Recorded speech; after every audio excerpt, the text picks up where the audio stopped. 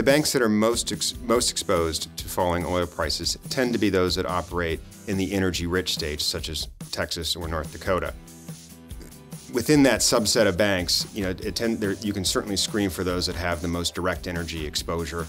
But also, secondarily, you might look at whether that bank has a significant exposure to commercial real estate, certainly in certain markets like Houston, for example, where a lot of the underlying employment and tendency is to oil and gas companies.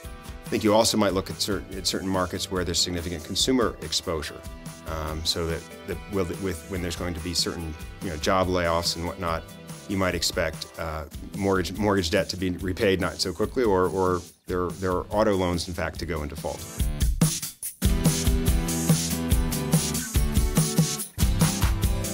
Investors in banks in the oil-rich states are taking a wait-and-see attitude.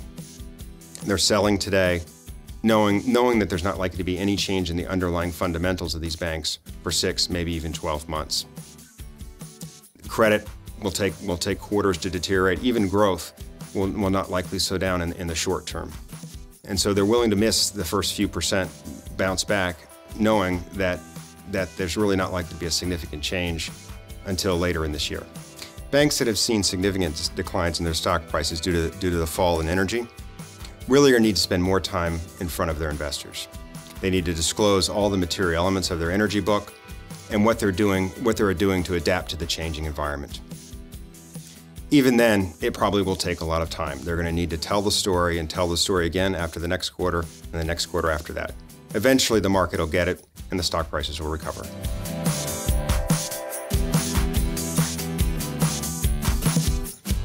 While there are many obvious risks that exist for banks that operate in these markets, for example, reserve-based lending or oil services lending, there are other risks that banks may not be aware of today. For example, their commercial real estate exposures.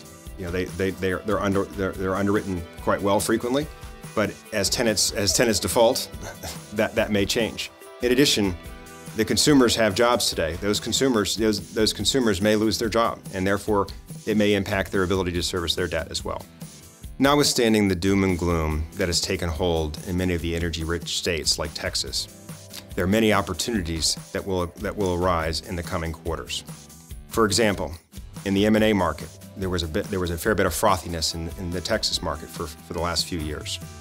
That certainly has taken a back seat to the oil price declines we've seen.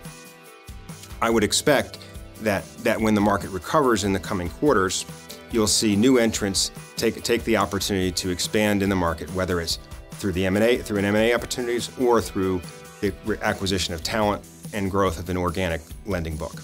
The oil price declines we've seen since the fall of 2014 are going to have a significant impact on the banking industry. Certainly, we've seen that already in the Texas banking market where stock prices have declined 20, 30% or more.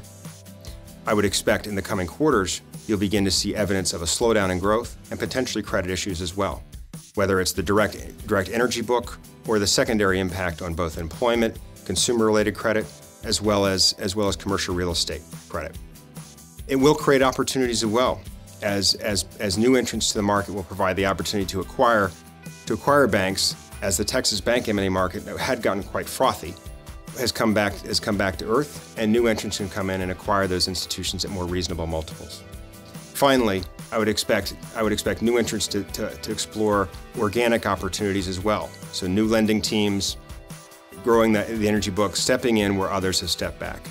Certainly we expect to see dramatic changes in the market over the coming quarters, and it'll be really exciting to watch as that plays out.